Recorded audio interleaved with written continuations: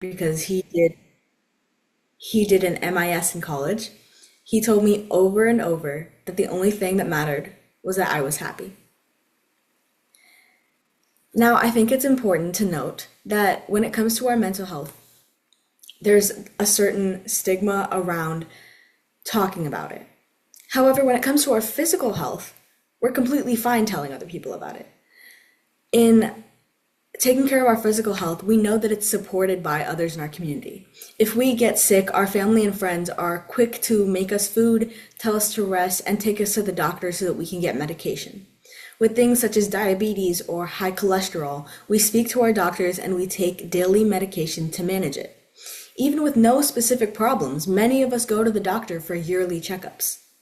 Generally, we don't have any problems telling our family and friends that we're physically unwell and that we need time or support from others to feel better. So why is it then that it's a different story completely when it comes to our mental health? So first we wanted to define what mental health is. I'm not sure who annotated that on the screen, that little red line, so just ignore that. So this is the mental health continuum. And generally, mental health is a state of well-being that allows us to handle stress, realize our abilities, and connect with others. Mental health exists on a very broad range. On one end, the green end, you have just daily stressors that you face in life. And on the other end, you have diagnosable mental illnesses such as depression or anxiety. We are all born at some point on this scale, and our environment and life experiences will move us one way or another. Now, I don't just want to talk about the engineer part of this community, but also the Malayali part. I love being Malu, personally. To me, there is no better feeling than coming home and smelling more and mean curry on the table. And everywhere my family goes, we have always looked for a Malayali community to join. In Wisconsin, it was WISMA, the Wisconsin Malayali Association. In the Middle East, we were always with our Malayali family friends. Always. We held our own onams, even if it was just the four families that we knew. We all made our own dishes, and we all always celebrated it. And here in Houston, it's MAC, the Malayali Association of the Aliana community. I will always show up to college at the last possible minute, the day before school starts, because it means that I get to spend the weekend celebrating Onam with my community and my neighborhood and my family. I love the random dances that I get to learn a week before big celebrations. I love that when my grandpa passed away and when my sister had surgery, my aunts and uncles cooked enough chicken curry and ganyi to last our family a month. Our community is beautiful, but it is also quiet. Quiet when someone is struggling, when someone needs help that isn't deemed normal. I've been told 100 times not to tell my aunts how sad I am, or how difficult school is, in fear that they would look down on us. Leading with that, we want to go into our second discussion. What was your community's view on mental health when you were growing up, and how is it now? Why is that? What impact does that view have on people who are experiencing mental health struggles? So again, I'm going to give you guys about 2 minutes to think about it, and then we can start sharing.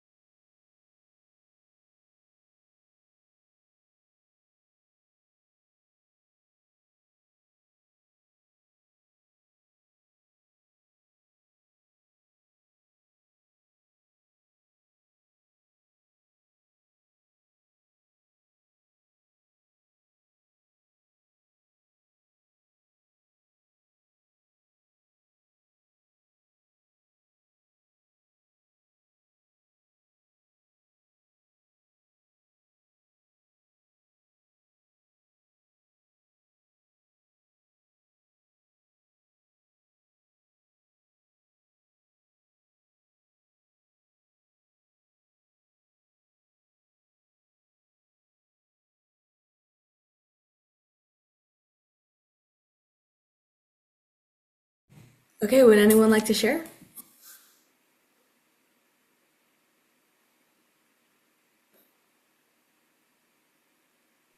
I can go first. Um, what was your community's view on mental health?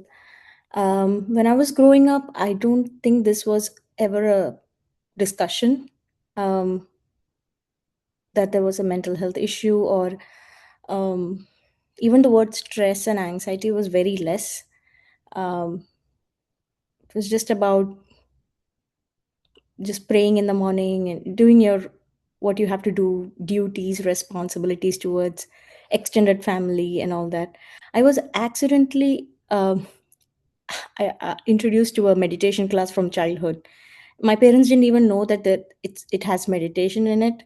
It was just some Gita class. It was called Gita class, and everyone, a few of my friends went, so I also went. Uh, um, Luckily, I got introduced to that, and I could see that it could benefit my parents and everyone, because they're all the time giving. So what I've seen as I grow up is a lot of giving, but not taking much rest or taking care of yourself. um, and why I think it's because that's what they've seen their parents taking care of extended family, siblings kids marriage is like their kids marriage, take full responsibility. So um, yeah, so I think that's they're just doing what they saw as their role model. So, and what impact does that have? Yeah, when I personally had mental health issues, I thought I'm the only one. um, and I thought it was very hard for me to. And then one of the vacations when I went back to India, now it has completely changed. They're like everyone is going for counseling, and they're like, "What are you waiting for? It's such a normal thing here." And I didn't know that the whole scene has changed back in India. And my friends, relatives, cousins, like everyone, like at least have gone for 3 or 4 sessions, and then they move on. It's like a quick help, and yeah, it's much different now. But when I first experienced it, I was like, there's nobody to talk to. Yeah, I don't know if that was helpful. That's my views today. That was very helpful, yeah.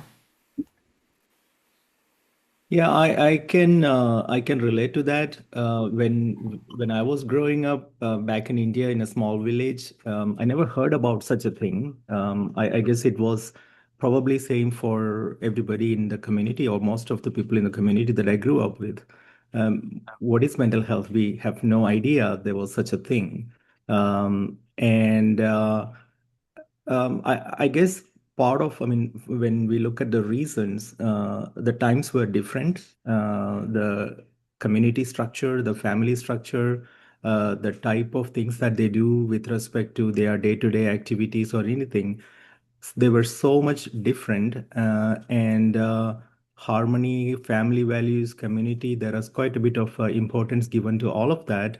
Um, so I guess mental health was never a thing that people were really either not having there or not recognizing as it is.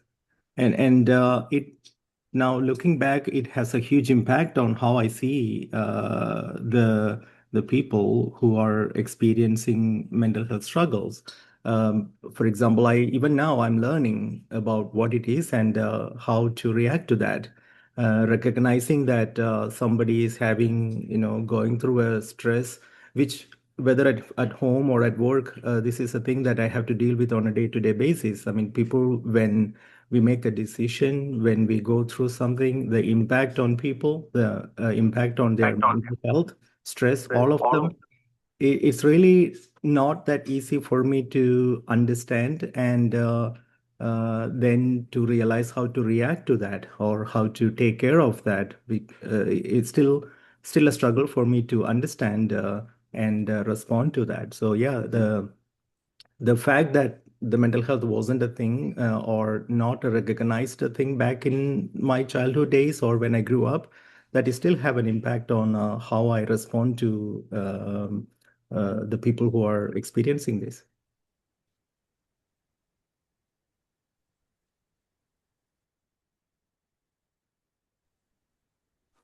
Hey, this is Smita. I think back when I was growing up, back in our generation, back in India especially, it was more around, there was not even mental health, as everybody was saying, right? But just that term mental itself had so much of a negativity to it. There was so much of stigma that for you to even voice that you're possibly going through some psychological issues just meant you're termed and kind of ostracized from the society, saying, oh, they have mental issues and they're just considered mental. That's the mental itself had so much of stigma to it that people were almost afraid to use that term, because you're just considered somebody who is not worth hanging out with, that you could actually contaminate the rest of the people that could be around you. Yeah, hi Lisa. This is Jolly James again. Um, uh, Again, just like what Smita said, in when I grew up, mental health was a totally taboo subject, and if for people experiencing these kind of struggles, they would. I've seen a lot of people being sidelined.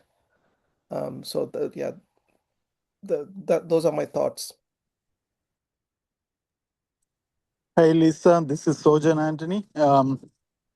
I I have four sisters and no brothers. And back when we were kids, yeah, my sisters, two of my eldest sisters, were going through this. And yeah, the society said, "Oh, it's in the family. It's you know, we go to the doctors, psychiatrists." That, as Jolie said, it is still a stigma.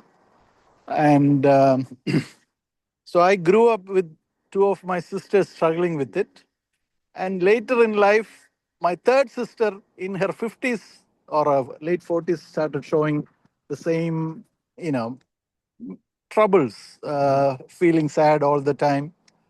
So I could. She is a BSc nurse, and she is exposed to medical side of it. So we talked. We casually talk all the time. I told her, you go and see a psychiatrist, or a psychologist, or whoever he recommends. So it is still a stigma in India, even with somebody who has learned some basics of this. So I told her I had a junior from my school who is a psychiatrist in UK, and he comes and practices in India sometimes. So I said, let's go and meet him. So we met, and he recommended what is this, CBT, therapist, and go and so that has made a lot of difference. I myself was not a big believer in this talking things. I thought medicines should work, but after her experience with the CBT therapist, I can say that does wonders. So yeah, our society is still adding stigma to it, um, which is sadly the case even now. Maybe it's different in the US, but it's still the case in India. Oh, going to a psychiatrist, let's go after hours. Let's go unofficially. That kind of stigma is still there. That's it.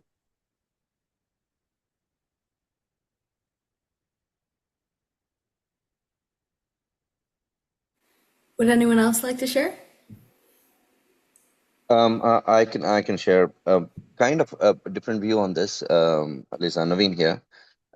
Is that mental health, be it in kids, youth, or adults? There are two parts to it, which we always kind of overlook. One is people who are actually going through the issues. Means it could be seen by others as very simple thing. Maybe okay, that's not the way you should look at it or whatever, right? But the as a person, that person might be going through very deep into that process, and nobody sees it actually, unless it goes to a certain threshold. That is one. Second is, once it actually starts showing up, then what are the intervening things that you can do? These two things are, even today, it's not really clearly addressed. Of course, there are a lot of resources, but in olden days or when we were growing up, this was never a question, right? If worst case, you will talk about, like somebody was saying, mental is the word that people will use, and the treatment and the way people will look at it within or outside was completely different. So what I was trying to say is that there is something that is not seen, like an iceberg, and only when it pops up outside, people start noticing these things.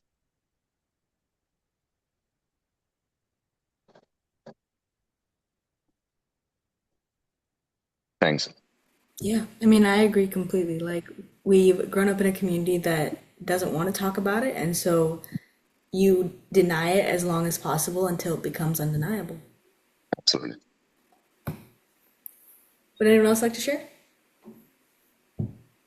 And this is Manoj. I know. I don't know whether it was like people were not aware of this, right? So I can imagine, like when we were students, if I go and say that I'm stressed, I can't study. I mean, obviously, I didn't know that word study. Sorry, stress at that point. If I do that, the answer from my parents will be, അവന് പഠിക്കാനുള്ള മടിയുണ്ട് ഓരോ reason ഉണ്ടായിക്കൊണ്ട് വരികയാണ് പോയിരുന്ന് പഠിക്കടാന്ന് പറയും. So it was as simple as that at the time, and nobody thought about any of those. So yeah, now when you think back, now when we think now, like, oh, now you hear a lot of different terms, and you can't, you had to be considered, obviously, but at that point, people were not aware or never thought about it, and like many of the participants said, it was considered as mental, was still either it's ulambara or kudiravatam. That was the terminology at that time. So Yeah, Lisa, this is Ramash Shankar here. I would like to add a few points here. I think, Naveen earlier was mentioning on the word happiness, and I would clearly like to define it based on the generations. When you're talking about the Gen Y, X, Z, and Alpha, a lot of us belongs to either X or Y or in between that. The current MEA members. That's the time where we used to share a lot of things with our friends and cousins and parents and uncles and aunties and all. We used to openly share. Okay, then our community moved into, because we have seen this switch clearly, because then we moved to the digital media era of Reels and Instagram and Facebook, where a lot of people tend to cover a lot of problems. Everybody wants to show up the positive things only to the community. So I'm talking about our generation, which is the current MEA members. This is where, like, that area where we used to expose everything, talk about the stress, positive, negative, share it with others. That getting like getting into a subsided level where we don't share the actual truth with even our close friends, because they do fear that in social media or this thing, everybody wants to showcase the travels and the family time and pubs, views, everything. So if you ask in our community, our age group and range, this is where there is a stress on the mental health is happening. Okay, if it is going beyond a level, we are talking about the counseling and the psychiatrist, which is a totally different view. Then when we look into the kids group, when talking about all the people sitting here, I think it is we are talking about the Gen Z or Alpha when it is coming to. They tend to spend a lot of time in social media. Again, the challenge is they are not sharing it with sharing their emotion with us, which again getting like getting pressurized. That's a place where again depending on girls or boys, depending on the hormonal changes and all, every kid have gone through these phases, even our time and this time. But here, this time, when they are in a change phase, say for example, when you're talking about this is not like a one size fits for all. When we are talking about a girl from a 13 to 18, the way she thinks and emotions and needs to be handled and tackled is totally different. So, a lot of times, these people are reacting to certain things in a different way. parents cannot equally cope up, or no, the parenting which we learned or we believed is totally different. When we moved, or Lisa, probably you know quite well, when we are like most of the parents moved from India to US, that situation is getting even being added up. So end of the day, I always feel couple of things which we can always keep in mind to keep the mental health steady for across the generation. Number one, I believe, is sleep, eating healthy, doing workout, and having positive social interactions and connections, and stay away from no alcohol and drugs. So the basic things, if you do, yes, we need to deal with other stress and issues depending on your family history and the environment you came in, and the current stress you are undergoing, and the age and generation you are coming into. But that needs to be looked more precisely and with more concern and with more empathy, and more into a technical side if required for a further investigation. But I think I know the earlier things I was talking about, the sleep, health, I mean, the healthy eating, workout, social interaction, and staying away from the drugs and alcohol. That's a basic thing which will keep everybody mentally happy and healthy. And I heard somebody talking about meditation. I don't know who talked about it, but for me, that is something where gratitude is the most important thing that keeps us happy. If you are happy and contented, your mental health is fine. I'm telling in general, that's way probably you can always stay happy. So meditation is, of course, a place where you feel and being thankful, and feel your breath to being getting into the gratitude mode, which keeps you happy. So basic things, if you follow, I think everybody's mental health will be good. And at the same time, this is one of the topic which we need to deeply look into when it comes to the alpha and the Gen Z and alpha generation. Thank you. Yeah, thank you for sharing. Thank you to everyone for sharing. I think that's very important, and I think you guys brought up a lot of good points, especially talking about how your different communities growing up. I think it's very interesting to hear how we all had very similar experiences, yet they were all different in their own way. We do have to move on, unfortunately, but there will be more opportunities to talk. So moving on, I know that we've all heard the phrase, "What will people say?" And as we discussed just now, certain attitudes in our communities discourage open conversations about mental health and cause us to hide our bad emotions or our mental struggles. Very often, these attitudes stem from stigma, which are negative beliefs or misconceptions about mental health that affect how we view ourselves and others. As many said, the stigma of mental health in our community is very strong. Research shows that South Asian community significantly underuses mental health resources and services, largely because of this stigma. I thought I would share a personal experience about when I got into UT Austin and how I was struggling with my own mental health, and how this community is what pulled me out of it.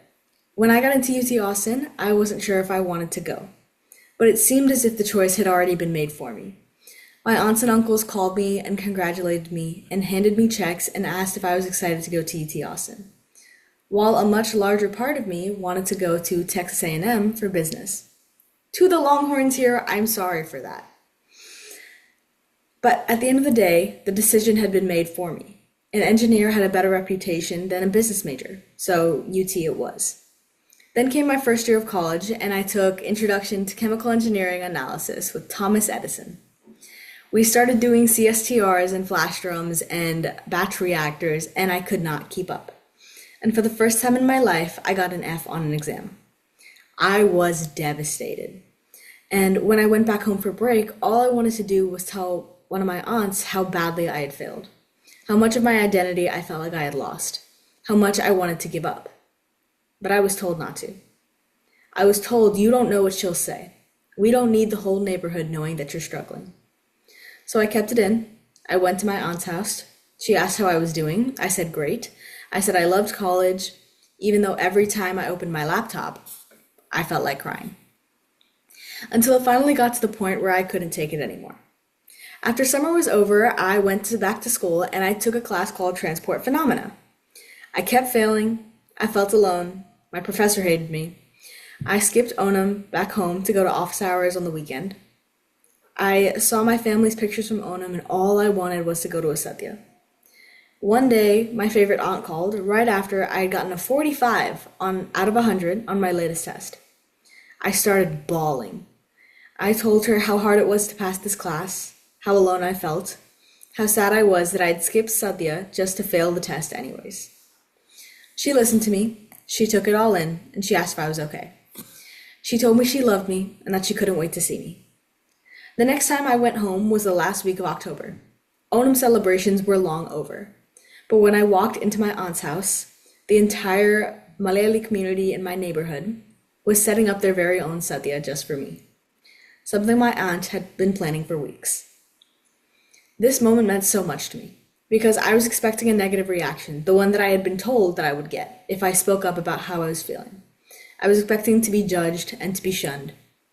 And instead, I got someone showing up for me when I felt most alone. There is so much strength in this community, we just need to learn to ask for it. Now, our next activity is myth busting.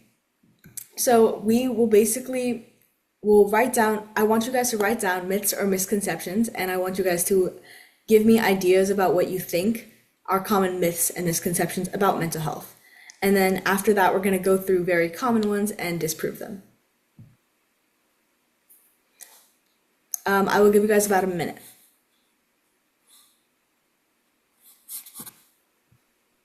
Sorry, can you please repeat that, Lisa? Yes, so I want you guys to think of myths about mental health that you heard growing up, and if you want, you can talk about how you don't think they're true anymore.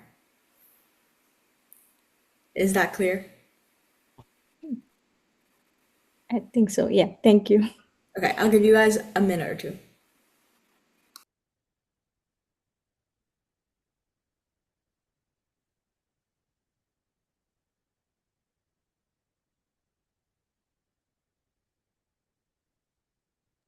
Could you start with an example, Lisa?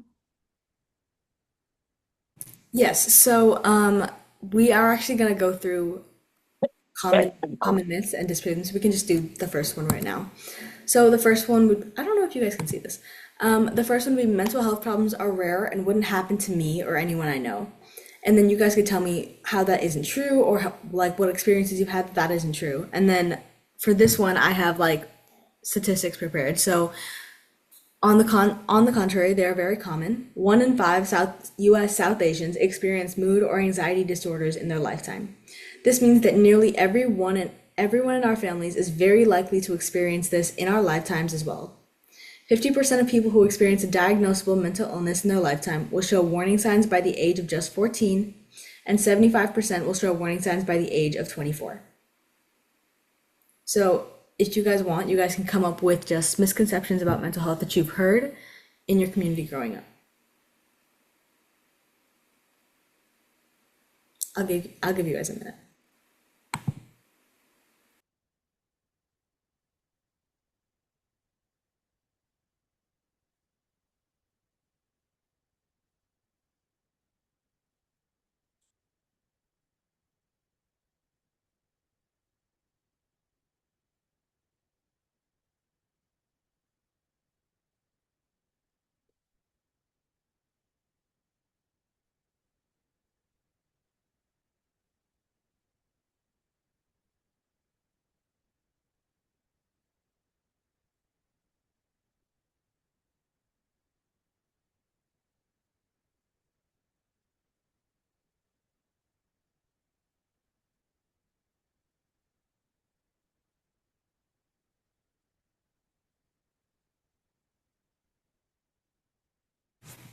Does anyone have anything they'd like to share?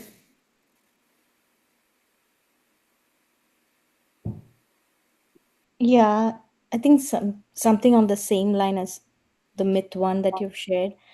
So I've my family. I think I had a very nice childhood, happy family, spiritual, and I got introduced to all this very early, about meditation and connecting to the higher self and all that. And I feel very lucky. And up until my second kid was born, I thought this is mental health issues is not for me. I wake up at 4:30 and meditate, and my life is set. And this is not for me. This is only for Americans and things like that. postpartum depression, I was like too overrated.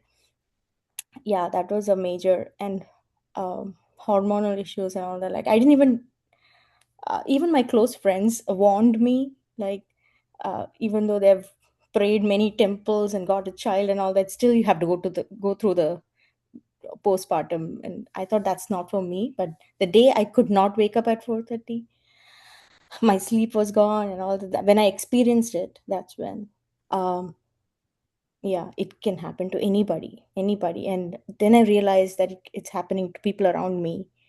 um so yeah, the thing that just because you have, probably because you had a good childhood, and it doesn't mean that your life is always like very peaceful. It depends on the situation, the country you're in, the how much help you have, how much you had to go through during, after, if you're a lady, your delivery, and the health afterwards, um, and how much you are aware of yourself matters too. So um, yeah, I think my thoughts are very similar to this one.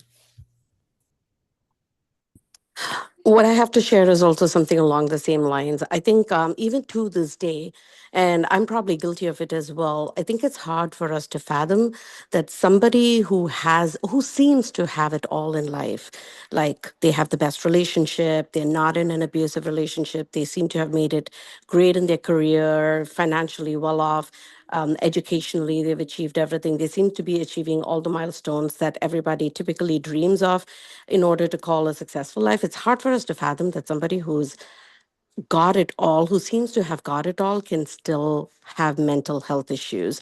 And I think people just generally seem to say, like, why is he or she depressed? They seem to have it all. Are they just finding an excuse for sympathy or empathy or something like that? I think very similar to that is that you aren't able to see. A lot of people believe that you can tell when people have mental health problems, whether that be in yourself or people close to you or people around you. It's not always obvious, and sometimes you might think like, "Oh, well, I feel like I'm fine, so there shouldn't be anything wrong with me." When there could be like a mental block you have that you don't even know about. So you might think, "Oh, maybe I'm just lazy," but there could actually be an issue there that you can fix in a different way, but you're just not trying the right way to fix it.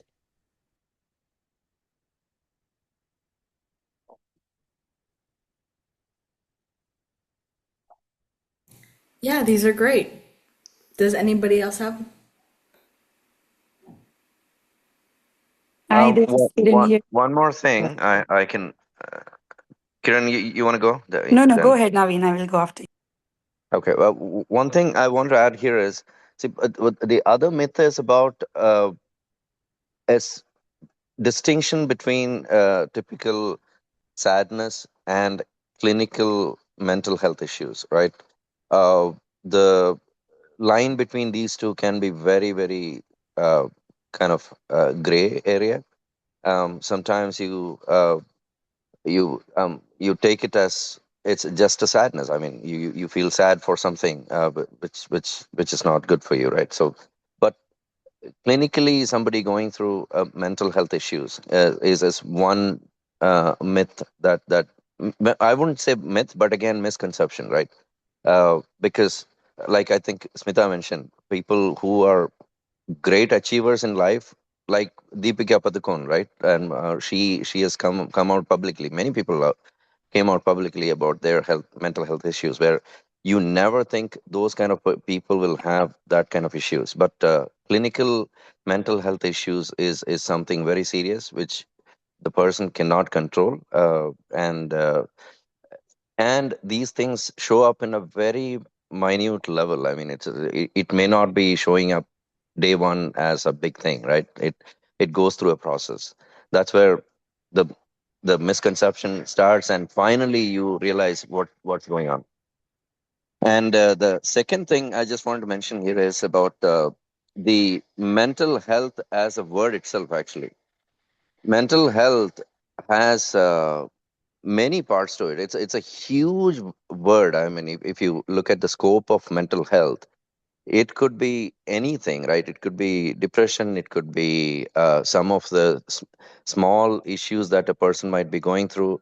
It could be an extreme mental health issue, right? So it's, and even and this varies between small kids to youth to adult to the our aged population. So uh, there are multiple attributes to the mental health, and that word is kind of misused right now as a single thing to mention, right? These are the two areas I wanted to mention.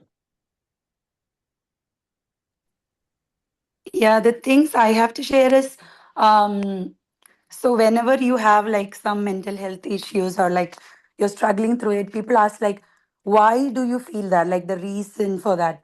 Sometimes always there is not a single reason. So many things would have added up to that. So I would say it's very like not a good thing to ask that person, okay, why you're feeling that. They don't know that. That's why they are going through it. So especially like people who are not aware of mental health has that thing like to ask for it. And I think you should connect to God more or go to church or pray more. That will, so it's not always that. So there cannot be like a one reason why you're feeling that. And the second myth I would believe is um, you think therapy and all is bad because you are like, okay, it is bad to depend on some people, but sometimes just talking helps. So, and even in extreme cases, you can have medicines, and it's not like you are not weak because of that. Yeah, this is Ramashankar again. No, so again, this is one place where I think no, we need to look it exactly like any other treatment or no medical area, like prevention versus treatment. Okay, when you're talking about prevention, I think earlier I have mentioned about the six pillars. What can keep you like mentally healthy? On the prevention side, again, one more thing I would like to differentiate. Earlier, I was talking about the generation. The second, now I would like to bring another viewpoint on men's mental health versus women's mental health. So first, let me pick it with no, women's goes first, ladies goes first.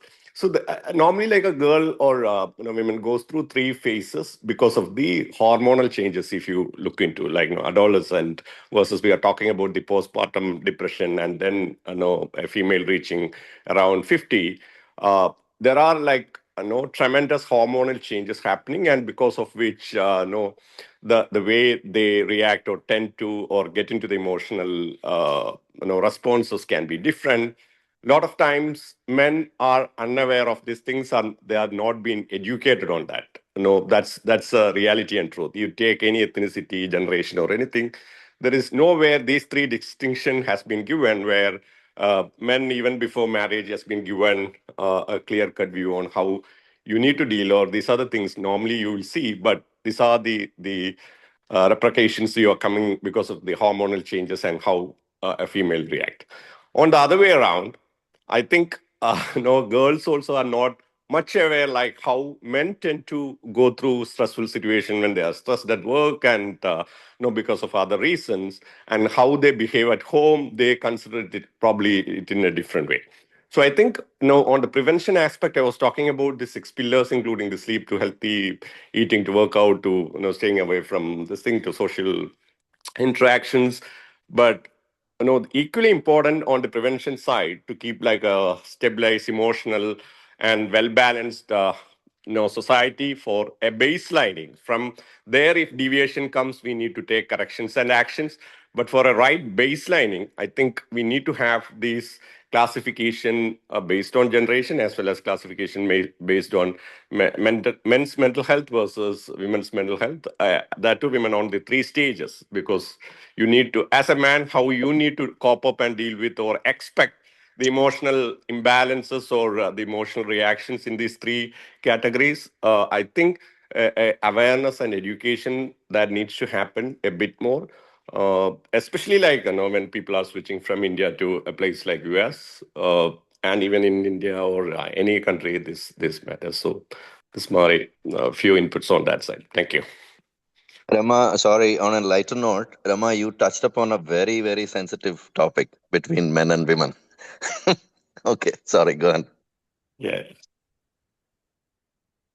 Yeah, I mean, Lisa, probably, you being like a pioneer in this area knows that even the suicidal rate on men's side are higher because again, like, how you express and how you try to resolve your problems. When you're talking about generation versus men and women, and women on different ages versus men, generally the suicidal rate is much, much, much higher on men's side. So a lot of people think or talk, even in this group, you might have heard, ladies are a bit more open up in talking about the mental stress and issues or emotions, and they can cry. A lot of times men won't open up, and they are going through, or definitely that's why it indicates with the suicidal rate, because no, and or they tend to take more alcohol and all these substances. The basic reason is not having this awareness or education not been happening on both sides, and that tend to again create a subsequent ripple effect on the mental health on both sides, and that's getting passed to as a toxic thing to the kids. So if you look, all these things are connected as per the triple constraints. Yeah, Naveen, thank you. Yeah, I completely agree. Later on, we are gonna end soon, but our final activity is to like talk about what we're gonna do and how we are going to make it in more open space for discussions about mental health, especially for men. So like if I agree that men's suicide rates are just statistically much, much higher, which is terrible because they just don't feel like they can talk through their problems. And so that's something that we'll come back to later. We do have to move on and finish the myths right now because it is 10:30. So we're just gonna run through this and then we'll do our last activity and then we are done for the day. But again, thank you everyone for sharing. You guys are doing great. So our second myth would be people who struggle with their mental health do not recover or improve. And this is completely false, obviously. Studies show that most people with mental health problems do get better and many can recover completely. As was said, when you go to like therapy, just talking can help so much because it's just not something that we learned to do growing up.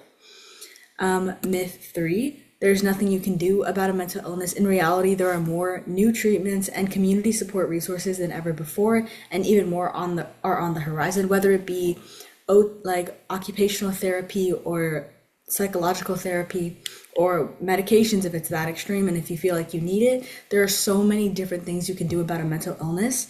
We no longer live in a society where mental illnesses are suppressed. It is, even if we don't feel like it is with our direct family, there are people out there who are willing to help, who want to help, and there's so much you can do. And then lastly, talking about mental health will make things worse or burden others. On the contrary, talking about mental health can help people feel heard and supported.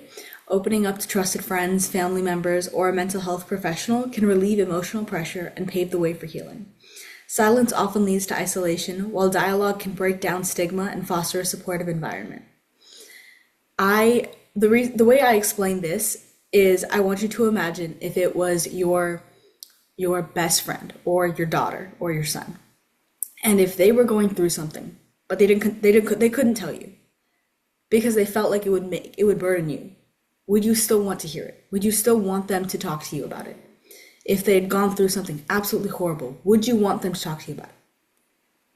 More likely than not, the answer is probably yes, which is why it raises the question, okay, if you would want them to reach out to you, why can't you reach out to them?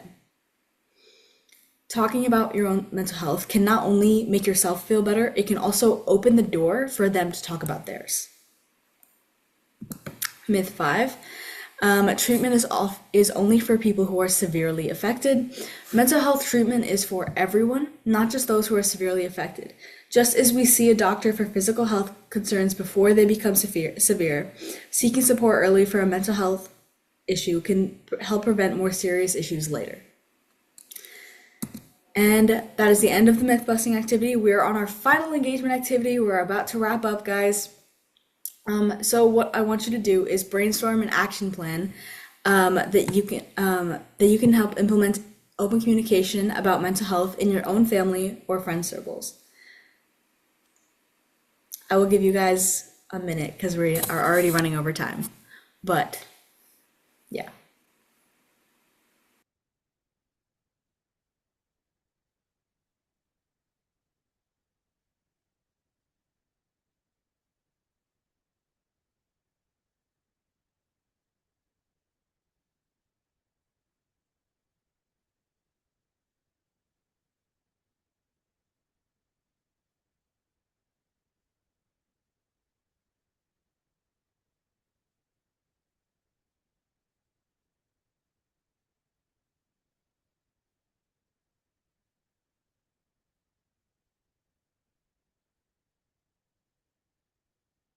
Does anyone want to share?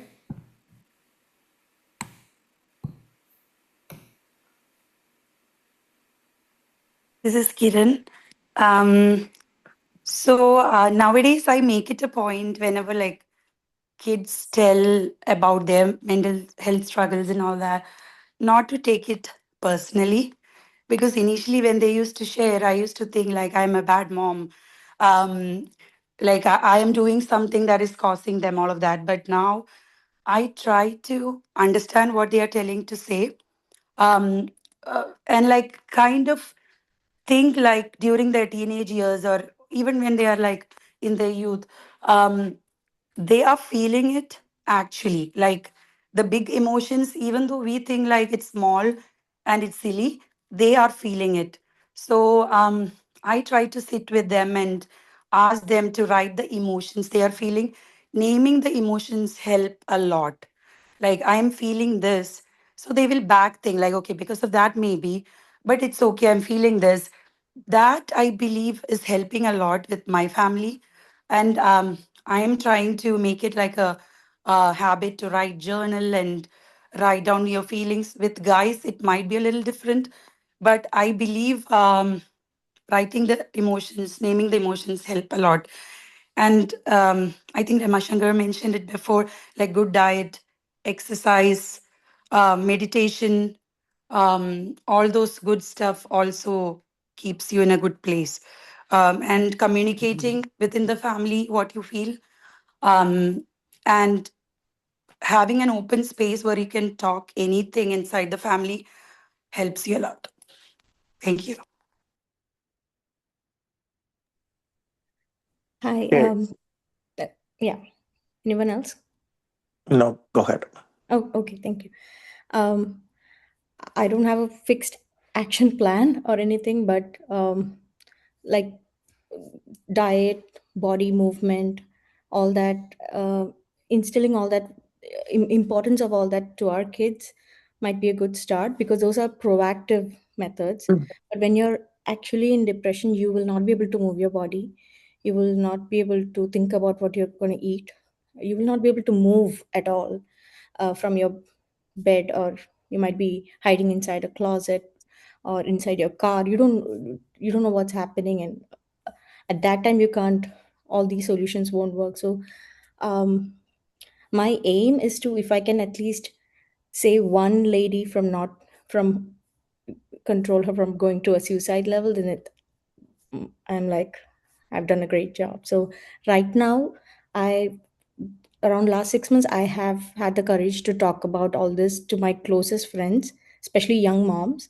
And when I opened up, they suddenly understood and they started opening up a lot more. So um, yeah, talking about it, um, trying to make journaling like a very normal thing for my kids, um, for my niece, all those, uh, whoever I can help.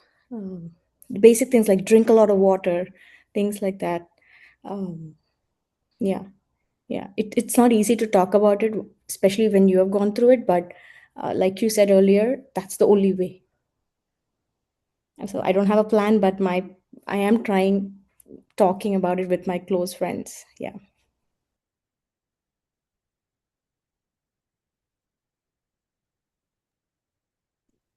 I would say, adding to that, open communication is the main thing between at least between the family members. Um, you like you said, encourage both sides to talk, be it kids, be it parents, or between parents. If men or women, they feel it's separate, find a closest friend, one or two friends where you can share your vulnerabilities or some of these things, right? And the open communication is the best thing, as a first step, and probably the step that can help all throughout. That's the plan that we are trying to implement in our home as well. Means anything, even if it is a mistake, even if it is a bigger issue, anything that you're trying to address, be open. We will not, like, I think, Kiran, I like the way you mentioned, don't take it personally, actually, especially when kids are telling you something in a way which is you don't like, right? Then don't take it personally. They're going through something, actually. So just appreciate that they're talking to you, and then uh, give unconditional support. Means that is in our home. We have one son. All right. We tell him that no matter what, means is he has done something, he has not done something, he's in the right, he's in the wrong, or what, unconditionally we will support you, is the explicit message that we give it to him, actually. And reverse also is true, right? In the same way. So that's the way we are trying to implement this. Now, at the same time, I also want to quickly mention about some of the resources available, for uh, for example, I'm part of an organization called IPAC, Indian American Public Affairs Council, and we work with a lot of organizations here in the local Houston area and across the US as well. For example, NAMI is a main organization, which is called National Alliance for Mental Illness. We work with them very closely. We had a few large level seminars and sessions with legislators, with enforcement people, and even the health side of the people. So my point is, there are lots of resources available. Fort Bend County and Harris County has completely free services available for the residents of the counties, here in Houston especially. Anything people are going through, there are many, many, many resources available for mental health issues, be it youth sites or adult.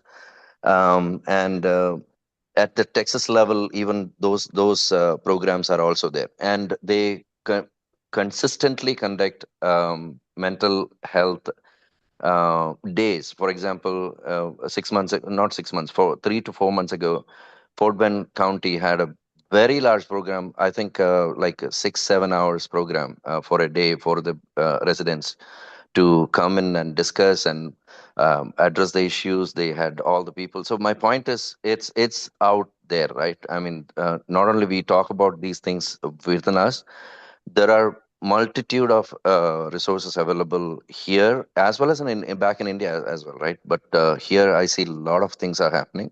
So in case you need any help, we can help there also. I just wanted to mention that as well, actually, as the resources available. Hey, Um, Lisa. yeah. Uh, Go ahead. Go ahead. Hey, I, it was a good seminar. You talk about the mental health, and again, I know that there are a lot of resources, and even when the person before, the before Naveen also said about a lot of things. But again, so I always come to the point: if you have this kind of problem, you have to you should have an, whoever it's, even myself, should have an open communication within the family, or who is the best friends, that will some kind of help, because these kind of things we cannot predict it what time it's going to come in. Even a person have a panic attack, so the person next to him or her always know that, oh, this person has some kind of problems like this. I have to, encourage, I have to give courage to them, and like make sure that, okay, he can overcome the situation. So who are the immediate people around a person should know about his situation, and those people can help them a lot. And many of the youth, I don't know everywhere, but again, I have heard a lot of stories. So they may not tell these things to the parents, how they're gonna judge it. But I always encourage, even my kid, I'll say that, hey, if you have any problem, please tell us. We were the best troubleshooters for you. Sometimes, even if your friends, so friends is always good, they will talk everything to friends, but the friends have some limitation to help you, but the parents have no limitation to protect and help their children. So they don't have any limitations. They go to any extent to help their children, to recover from it. So I think it should be a good message can pass to the kids. Hey, we are here to protect you. We are here to help you. We were the best people. Most of the cases, I don't know, there will be, other cases will be there, but again, to help and, these efforts. And maybe if it's, I mean, if it's a husband, I think you should tell these problems to. If I had a problem, I'll always tell my wife, hey, I have this problem. And I will tell my children too, I have this problem, please help me. Because in that situation, my behavior may be different. I may behave with something different than normal time. So I just want to communication among the friends and family, the best friends, I mean, the close friends among the family, you have this problem. That would be a great thing from my perspective, my personal perspective. If I may, I just wanted to add a couple of things real quick. Sorry. I should have added it earlier. One thing is that crying is a good thing. So there is a myth that crying is bad. We immediately say stop crying, but crying is it's the body's way of releasing tension, and sometimes it helps if we can safely do it. If nobody's going to hit you while you're crying, then if you can safely cry, if you can cry with someone, that's a then once you're done crying, you will get solutions. But crying is okay and normal, and tell your kids that it's okay. Joy and sorrow are like brothers and sisters, and you cannot be trapped with just one emotion for a long time. And because crying and suffocation, it's you have to let it out. It's a portal. So if you are someone, man or woman, if you're able to cry, it's a blessing. And another thing I wanted to add is anger is, I know it's bad, but for a person like me who was depressed, anger was seen as progress. Because I want to give you the definition is anger means you want to take care of yourself. You're advocating yourself. Hey, don't mess with me. That's anger, right? You're ready to take care of yourself. Depression means you don't care about yourself. You cannot respond to anything. You keep on abusing me. I will not be in a state to. So for me, from depression, anger was seen as um, a progress. So when someone is when your kid is angry, um, I'm not saying that's good, but I just want to say that okay, she or he or she is trying to advocate for herself. Anger is in a way healthy compared to depression. Depression is dangerous. Anger means I'm breaking and redefining my space. So it's just about, you can find ways of how to resolve that problem, whatever that problem is. But just wanted to give you my 2 cents about anger and crying.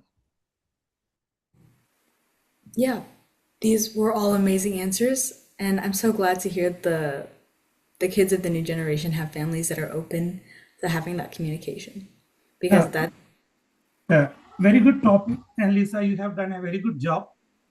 thank you. Somebody was mentioning about preventive action. Actually, something proactive is always better than doing something which happens after. So, like this type of discussion topics in colleges and in schools will help the kids. Don't be disappointed with something. You can achieve. Try, try, try. So, some type of proactive approach like this. Thank you. Thank you. Very good job. Thank you. We are going to have to wrap up. Can I say one thing? I'm an MEA member. I just want to ask you: are you an MEA student member? I don't believe so. Why don't you sign up? You are an engineering student. Your parents are from Houston.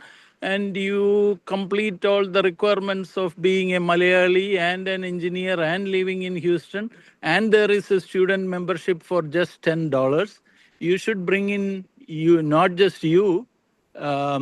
My son is a member, whether he knows it or not, I don't know, but I had added him as a student member. Even without his knowledge or permission, I paid $10. He is a member. He is a student in UT. He was not a Chem E. He was doing something else, but switched to chemical engineering without telling me. But you should also tell the kids, MEA parents, or if you're anyway connected to Malayali Engineers Association living in Greater Houston, you can expand it to Texas and try to bring them on. It's only $10. I'm not an MEA board member or anything, but I was previously, and I've tried to bring in as many people as I can. You can see a lot of students from Texas A&M as well as UT Austin in MEA 2024 and 25 database. So you should sign up immediately, and you should bring all your students also, your friends also. Okay. Thanks, Sojan. That's a good suggestion. ഓണത്തിന്റെ ഇടയിലും പൂട്ട് കച്ചവടമാണ്, പക്ഷെ അത് ക്ഷമിക്കുക. സോജന് മാത്രമേ അത് പറയാൻ പറ്റത്തുള്ളൂ കേട്ടോ. മെമ്പർഷിപ്പും വേണേ. മെമ്പർഷിപ്പ് ഇല്ലെങ്കിൽ MEA ഉണ്ടാവില്ലേ? 210 മെമ്പർമാരുണ്ടായിരുന്ന അസോസിയേഷൻ അത് കുറഞ്ഞു പോകുന്നതേ ഉള്ളൂ, കൂടി കാണുന്നില്ല വർഷങ്ങളായിട്ടുവേ. Very good suggestion. So thanks for bringing it up. I know that we are time, and I just want to be thinking about everyone's time. Lisa, I think you were concluding. Just wanted to. Yeah, that's all we have. Okay. Thank you again for inviting me. Thank you all for contributing to the conversations and being so open. And thanks a lot, Lisa, for the session, and thanks a lot for coming forward. We realized that you're very passionate about the subject, and you structured it very well. The way that you conducted the session made it very precise, clear on going through the one, which made everyone more engaging. So I saw a lot of passionate participation from all of the participants. So thanks a lot for doing this for us. And I also want to thank all the participants. I know it's the weekend. There are a lot of things for everyone to do, but taking your personal time to attend this session and sharing your thoughts and making this very lively. Thanks a lot, Lisa. And thank you, Manoj, for organizing it, even though it has not a lot to do with engineering. But you can always find some chemical relation to mental health, something to do with the chemicals in your brain or your stomach. I was told it has something to do with your chemical activities in your stomach, not just your head. So next time, Lisa, maybe you can research into that and educate us about the link of chemistry or chemical engineering, need not be engineering, but chemistry to bring some chemistry into this and make it more technical also. Okay, I will look into that. Aaron, you can help if you're listening. Okay. I know that. Yeah. Thanks again, everyone, to join, and we really appreciate. We'll upload the session to the YouTube, and I just realized that when we started the session, even though I clicked on record, somehow there was some glitch, so it recorded like after 5 minutes or so. But we'll download and upload to the YouTube channel and share with everyone. Yeah. Thank you. Have a good weekend. Thank you again, everyone. Thank you. Thank you. Thank you, Lisa.